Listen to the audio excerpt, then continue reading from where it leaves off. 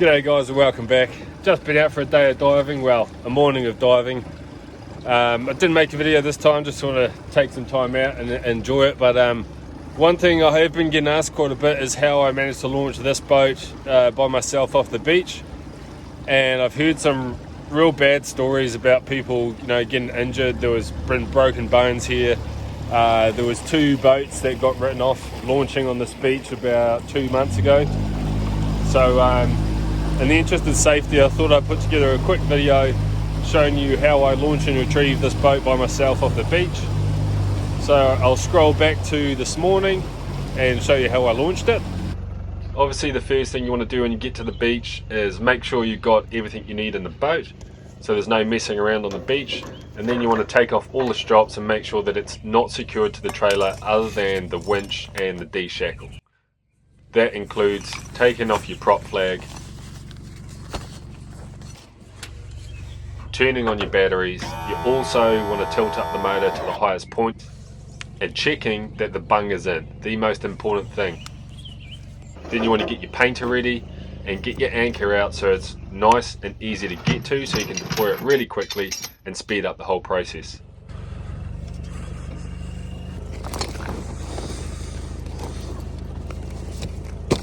The D-shackle I use actually has this really wide thumb tab. I find this is much easier on the fingers, and it means there's no mucking around when it comes to undo it. I also just undo it slightly, just crack it so it's not bound up, and make sure that it only needs a few turns to pull it out and speed up that whole process again. After I've done that, one last look around the boat to make sure that it's ready to go. So this beach here is real soft sand on the top, so hard to launch at high tide. Still doable, but a bit more challenging. So you've got all this soft sand, and then right where the water is, it's all rock, as you can see, before it gets to hard sand back on the low tide. So there's a tiny bit of hard sand left, which is great, right where I need to launch and stop, but I'm launching straight onto the rocks, so I need to get the boat far enough back so it's not going to end up on the rocks.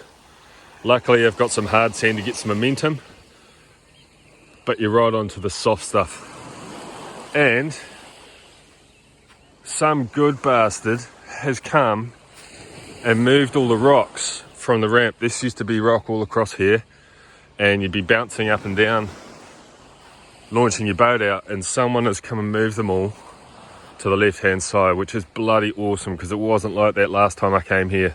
Used to be driving over this kind of stuff, and not good for your boat, not good for your trailer, and it also means you've got to slow down and you lose that momentum right when you need it.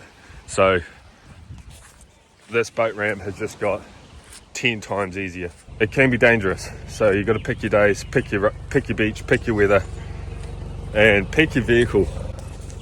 Make sure you've got the right equipment. Don't go doing this with a big heavy fiberglass boat, because you're just going to cause yourself issues. Nice small light boats and a 4-wheel drive, a decent 4-wheel drive. Not saying this is decent, but it's a Prado, it's a Toyota, and it is all-wheel drive, and they're pretty capable for what they are, and I've never had any issues, so fingers crossed.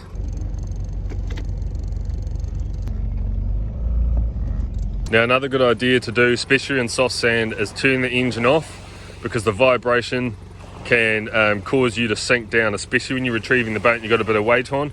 Just before I put it in the water, I'm going to do one last check, make sure my painter's ready, make sure my shackle's ready to go, and then I'll back it in and be as fast as I can. The faster you are, the less chance you got of something going wrong.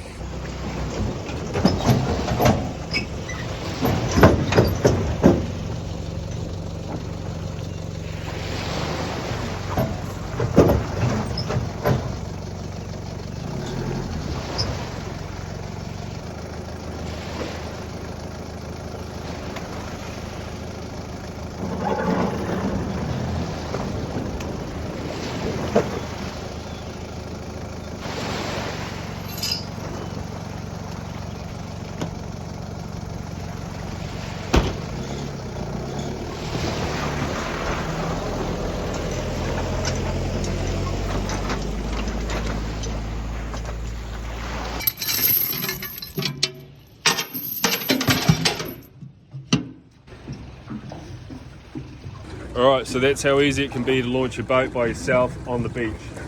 obviously pick your equipment, get the right boat, get the right vehicle, and you make it easy on yourself. There is a bit of a roll here. It's not a big one, probably 200-300 mil. And I'm just sort of making a mental note of that because I know at lunchtime it's going to switch, the wind's going to switch, it's going to be onshore. So I know I need to be back before it builds too much. So I'll keep an eye on the time, keep an eye on the wind. But whatever builds is going to build on top of whatever is already here.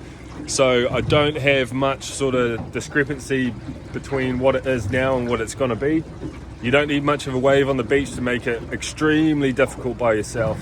And that's usually when shit hits the fan. Because you're coming back, you've got a wave, your boat's heavier, you're full of fish, you might have some water on board, and I just tend to find the retrieval is 10 times harder than the launching. My personal opinion anyway. I don't know if you guys think differently, let me know and give me some reasons, but I think that coming back is the hardest part of it all. So I'm just making a mental note of the conditions now, where the water is on the tide, because the tidal range fluctuates, especially down here. We can have up to 4-point-something metre tides. It's only a 2.5 metre tide at the moment, so it's a small tide, so I'm not going to have a huge tidal range. So I'm just sort of making a mental note of those things while I'm out here before I'm planning, checking the weather. You do not want any onshore weather when you're launching and retrieving, so it has to all be offshore or no wind at all. Anything offshore, onshore, especially if it's got any fetch to it, it's just going to cause you headaches. Picking a beach to launch from, well, in Nelson we're pretty restricted. You have the Nelson boat ramp, you have Okiwi Bay, which is an hour and a half drive away, and you have this place. We used to have the estuary behind this beach here, but that was closed because it was an area of cultural significance and it was taken off the RMA by the council, so we can't legally launch there anymore. Which is why we've come here. So yeah, obviously when you're picking a ramp, make sure that it's not too exposed, that you can get back in any sort of relatively any kind of weather, that it's hard enough sand to drive on, and that you have legal access to drive on the beach there, and also that it's deep enough to float your boat once you get it in the water. So that's kind of the things I look for when I'm looking to launch the ramp. Plus obviously you want it near to where you want to be going, because otherwise it kind of defeats the purpose. So for me, it's 5 minutes to any fishing ground out here. I can get into some okay diving around here, but it opens up this whole length of coastline up to the north of me, which you'd be driving past if you went further up the coast to launch your boat. So that's why I choose this spot, and it does me well. So that's enough of a yarn. It's starting to get light enough now, so I'm going to punch out and find somewhere to get in the water. And now obviously I'm coming back in, so I'll show you how I retrieve it by myself. So one thing I'm doing when I come back to the ramp is just keeping an eye on it, watching for any waves, taking my time. It's obviously dead flat today, so there's no wave on the beach, but also what I'm going to do is get the boat ready. So shift around some weight, make sure you've got an even spread of weight on your boat. If you've got any water in it, turn the bilge on, get the water out of it, try and lighten the load as much as you can. The other thing I'm doing is my anchor is ready to go. So as soon as I get to the beach, I'm going to throw this anchor in, and I'm going to run up and get the truck and bring it down to the water. So as I said earlier, the faster you can do it, the less chance of anything bad happening. So don't rush, don't panic, but make it a smooth, quick retrieval. So when you're dropping the anchor, you want to be nice and shallow. Obviously you don't want to be too shallow that the boat ends up on the rocks when you get in your vehicle, but you want to be able to grab the boat without going sort of past waist deep, ideally. The other thing you want to do is tilt your motor right up, because it's going to get shallow. So I'm just lining up where I'm going to bring the vehicle down, which is a straight line down here. So I'll chuck the anchor out right in front of us. So anchor's on, tied on nice and short, and the stern of the boat's going to swing around towards the beach, and the anchor's going to be on the deep side, so keep that in mind when you're dropping it. Now grab your keys,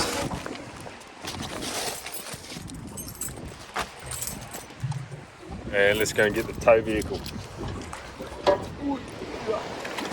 So as I'm walking up the beach, keep an eye out for any big rocks. but also picking the line that I want to bring the boat down, the vehicle down on, which is probably here. Low rocks, bit of sand, and I'll bring it up this track here. So let's get this vehicle ready. So I've probably put the boat a bit further away from where I'm going to put the trailer in the water, which isn't ideal, but I can quickly move that once I get down there and bring it over to the trailer.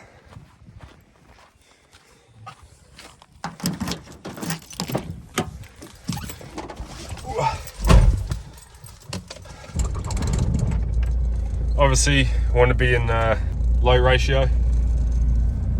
I'm just going to back the trailer down now.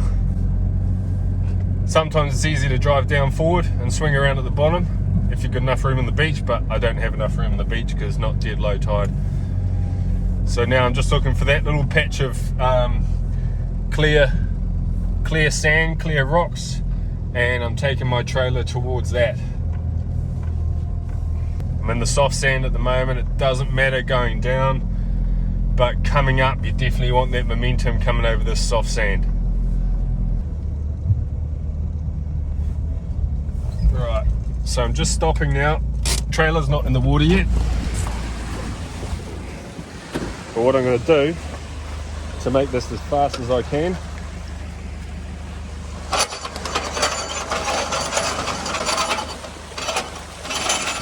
just pull the hook all the way out so it's easy to grab and I can hook the boat on real quick. Alright, I'm going to drop this in the water and then bring the boat over.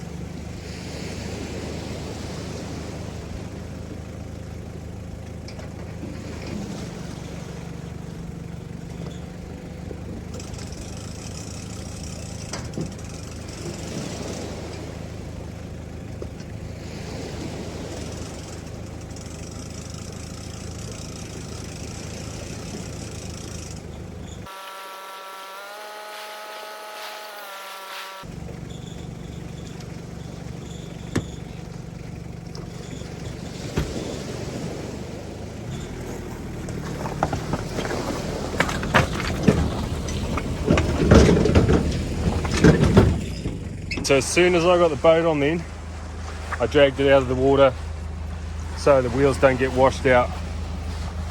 I wasn't too worried about putting the D-shackle on just yet because I wanted to get out of the danger zone, and the danger zone is when you're in the water.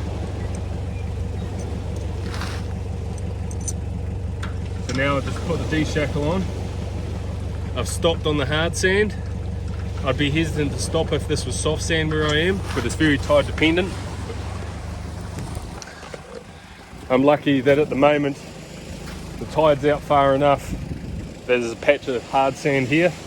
There's another patch of hard sand past the stones on dead low tide, but this is the soft stuff, and this is the stuff that you want the momentum on. So what I'm going to do here is reverse back a tiny bit so I'm at the start of the hard sand, chuck it in gear and get some momentum up the hard stuff so I can hit the soft stuff, and hopefully I won't get bogged down.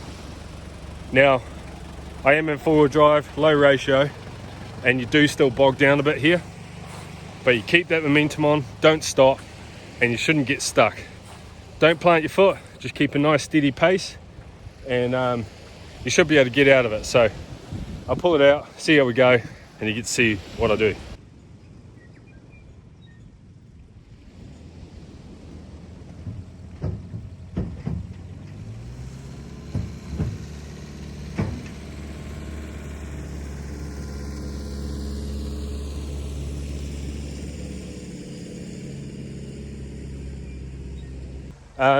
If you do have a wave on the beach, you're gonna either have to anchor it behind the breakers, or if you're with someone, get someone to hold it behind the breakers. You really don't want to have someone holding the boat when you've got waves crashing in, because you just can't fight that kind of power. It'll drag you up and down the beach, it'll push your boat up onto the hard, it'll damage your boat, and you can hurt yourself. So you are going to get wet doing this, so it doesn't suit everyone, but if you're willing to do it, there's a whole bunch of amazement right on your doorstep, and you can beat the traffic at the old boat ramp. So hopefully this one helped you guys. Obviously I'm going to strap the boat down now, ready for towing, but I can do that all up here. You want to get off the beach as fast as you can. Quickly get the boat on, get out of there, and sort your stuff out when you're back on the hard. So that's what I'm going to do now, and I'll shoot back home, fill it some fish. So thanks for watching, guys. I hope this one helps you, and hopefully it can prevent people from ruining their boat or getting hurt in the future. Good luck out there, guys. Catch you next time.